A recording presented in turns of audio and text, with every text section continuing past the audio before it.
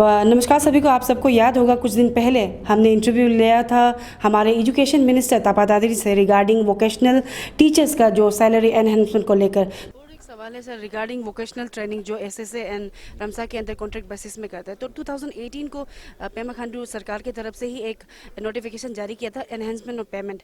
तो सर अभी 4 साल हो गया सर, अभी तक कोई वो नहीं हुआ है, पेमेंट एनहेंस नहीं हुआ। तो सर उसमें क्या अपडेट है सर?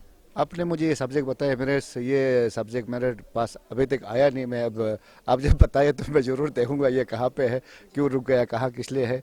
मैं अपने अफसर से बातचीत करूंगा, परामर्श करूंगा क्या क्यों ऐसे नहीं हुआ। तो सर ने सीधे तौर से कहा था कि सर को कोई आइडिया नहीं है, अगर सर को कुछ खबर मिलता है सर बात करेंगे। लेकिन अभी हमें कुछ खबर मिला है और हम बताना चाहेंगे all Arunachal vocational teachers association के कुछ मेंबर हैं, कुछ कहानी कुछ और ही लग रहे हैं। तो हम हमारे साथ उनके कुछ मेंबर हैं, उनसे सीधे जानेंगे रियलिटी क्या है, क्योंकि खबर कुछ और ही है। सबसे पहले तो अपना इंट्रोडक्शन दीजिएगा। मेरा नाम बोरिया पंगू है और मैं वोकेशनल टीचर्स का चेयरमैन हूँ। और आपका? मेरा नाम राई डोदुम है और मैं वोकेशनल का मेंबर हूँ, एज एजुकेटिव मेंबर हूँ जी। कुछ दिन पहले हमने इंटरव्यू लिया था रिगार्डिंग वही आप लोग का एनहेंसमेंट, सैलरी एनहेंसमेंट को लेकर, जो 2018 को गवर्नमेंट की तरफ से पास हो चुका था ना, ऑर्डर निकल चुका था। तो कुछ सर को जो एजुकेशन मिनिस्टर सर है उनका ये कहना है कि उनको कोई आइडिया नहीं है। तो इस पर आपको क्या कहना है?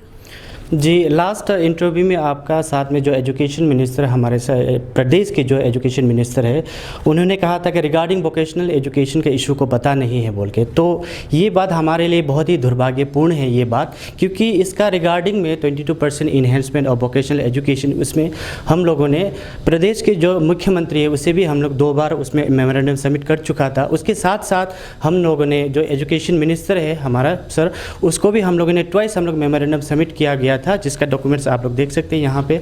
और उसके साथ साथ हमने एजुकेशन सेक्रेटरी मैडम को भी हम लोग इसको प्लेस किया था और न्यूमरस टाइम हम लोग मैडम को मिला भी था उसका रिगार्डिंग में। तो इसके रिगार्डिंग में मैं कुछ बताना चाहता हूँ। हमारा वोकेशनल एजुकेशन अरुणाचल प्रदेश में 2015 सिंस सितंबर महीना से ही हम लोग यहाँ इम्प्लीमेंट करके हमारा वेरियस हमारा दूर दराज इलाकों में सर्विंग कर रहा है एज ए वोकेशनल टीचर, जो कि 99 हायर सेकेंडरी स्कूल्स में अभी सर्विंग कर रहा है। लगभग हमारे 290 हम लोग का टीचर्स स्टाफ है।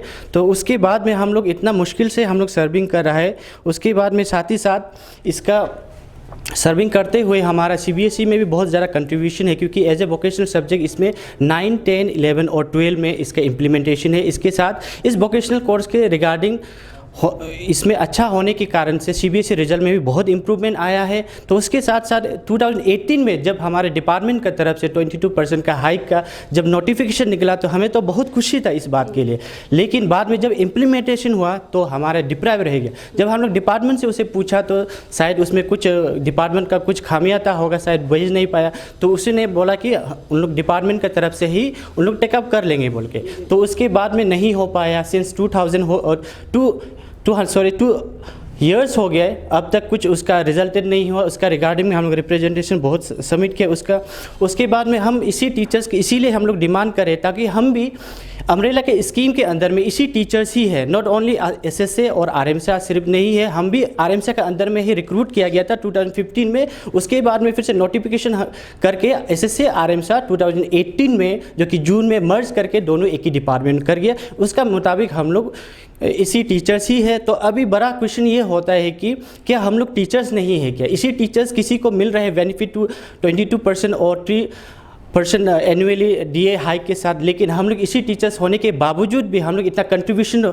करने के बावजूद भी, लेकिन अभी हम लोग को नहीं मिल रहा है। तो हम रिक्वेस्ट करेंगे हमारा आपने जैसे कहा कि 2 बार आप लोग ने अपनी तरफ से रिप्रेजेंटेशन आपने दिया एजुकेशन मिनिस्टर को, तो आप बता पाओगे कि आपने जो रिप्रेजेंटेशन आपने ऑफिस में सबमिट किया या सर को भी मिले थे, तापा दादरी सर को? जी, फर्स्ट टाइम तो हम लोग ऑफिस में उसको सबमिट किया था, क्योंकि सर ने मिलने के लिए मौका नहीं मिला, शायद बिजी था होगा सर। लेकिन दूसरा बार जब हम लोग गया था लास्ट टाइम, तो हम लोगों ने सर को खुद से पर्सनली मिलके हम लोगों ने रिप्रेजेंटेटिव उसका सामने में देखा था, तो उसने बोला थे टेकअप करेंगे, सेक्रेटरी मैडम को उसमें फॉरवर्ड कर देंगे बोल के। मैंने इसीलिए पूछा क्योंकि लास्ट टाइम जब हमने इंटरव्यू लिया था सर ने सीधे तौर से सर ने मना किया था कि उनको कुछ आइडिया है, और साथ ही उन्होंने कहा था कि पता लगाते अगर कुछ है तो वो देखेंगे।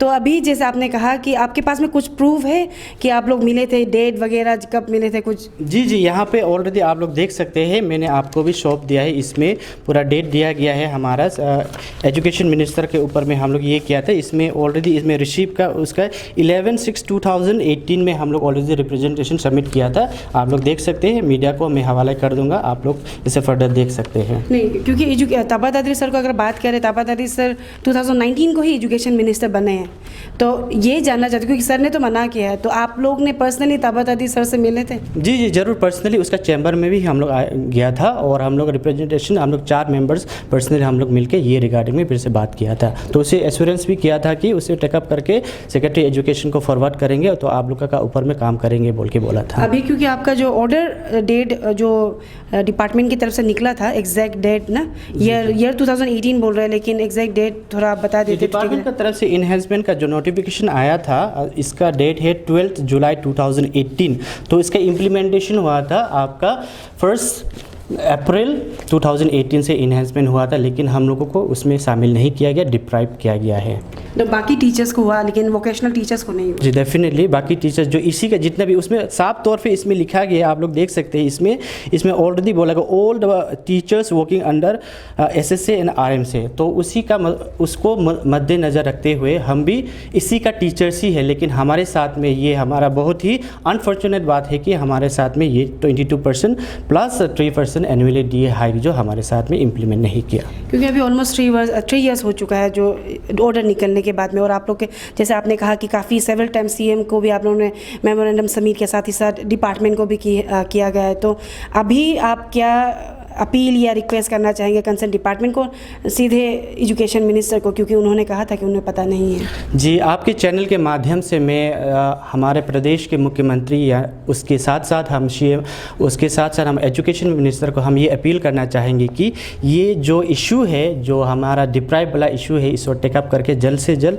आप लोग हमें भी जो अडल्ट टीचर्स जो बेनिफिट मिल रहा है 22% और 3% DA हाइक, तो उसको हमें भी साथ में इम्प्लीमेंट कर देने से बहुत ठीक है बोल के हम यही अपील करेंगे। उसका कुछ फर्दर हमारे सर बोलेंगे। रिगार्डिंग हम लोग का ये जो वोकेशनल का जो आपका रेगुलराइजेशन का, उसमें मैं थोड़ा बोलना चाहता हूँ। रेगुलराइजेशन का जो चीज़ है, उसमें हम लोग जो गवर्नमेंट नहीं बनने से पहले जो बीजेपी का जो मैनिफेस्टो में भी आपका मैनिफेस्टो में भी ये दिया था कि हम लोग का ऐसे ये रामसा का जो इंक्लूडिंग जो वोकेशनल टीचर है उसको भी रेगुलराइजेशन करने के लिए गवर्नमेंट जो कमेंट किया था, जो बीजेपी पार्टी है, तो अभी गवर्नमेंट बन गया, तो हम एक्सपेक्ट करता है कि हम लोग honourable CM and education minister वो हम लोग को इस चीज़ में देखने से ठीक है वही।